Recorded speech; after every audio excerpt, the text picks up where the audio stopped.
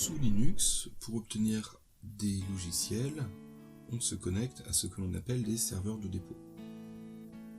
Nous allons voir comment cela marche, même si de base, ces serveurs de dépôt sont déjà préinstallés, il n'y a rien à faire de particulier. Mais là, nous allons voir comment cela fonctionne. Nous allons donc dans le gestionnaire des paramètres, qui selon les systèmes ne se trouve pas forcément toujours au même endroit, et nous allons ouvrir logiciel et mise à jour. Dans logiciel et mise à jour, à autre logiciel, ici nous pouvons ajouter des dépôts. Pour ajouter un dépôt, cela s'écrit de la manière suivante.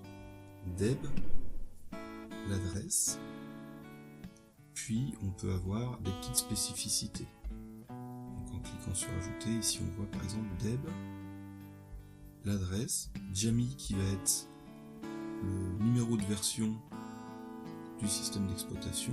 Chaque système d'exploitation sous Ubuntu a un nom, et donc les lettres avancent au fur et à mesure, A, B, C, D. Là on est rendu au J, donc Jammy.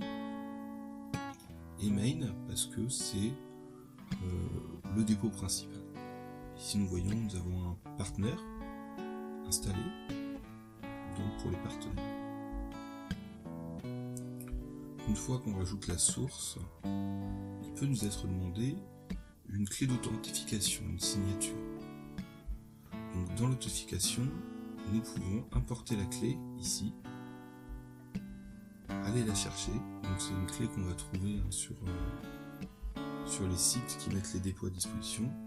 Et cela permet de s'assurer qu'on est bien sur le bon site et le bon dépôt. En plus des dépôts, on peut également installer des PPA. Donc les PPA sont des paquets privés, ce qui permet non pas d'avoir un dépôt avec plusieurs logiciels, mais un seul logiciel spécifique. Voyons l'exemple pour KDEN Live.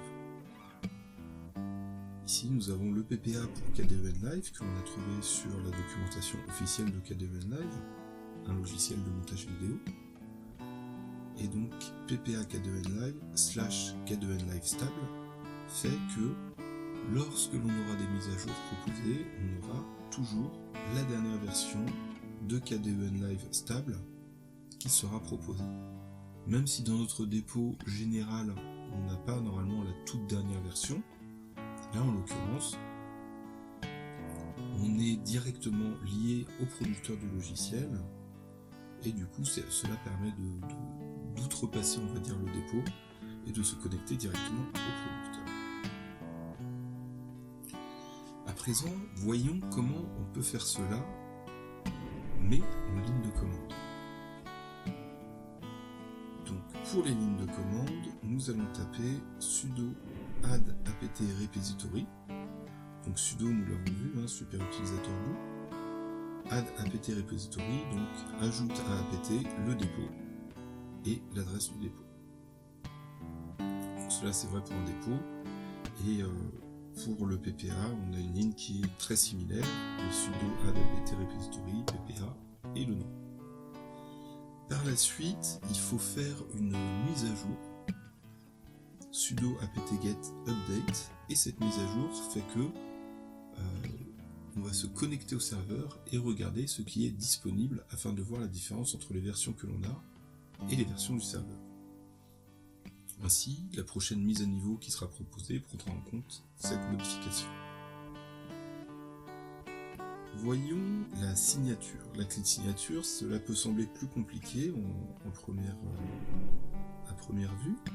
Nous avons sudo wget, une adresse, donc sudo superutilisateur pour nous demander le mot de passe.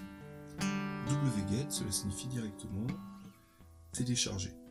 Donc cela va télécharger à l'adresse qui est indiquée après.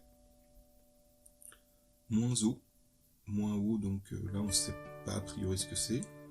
Et USR share carings, donc là nous allons voir.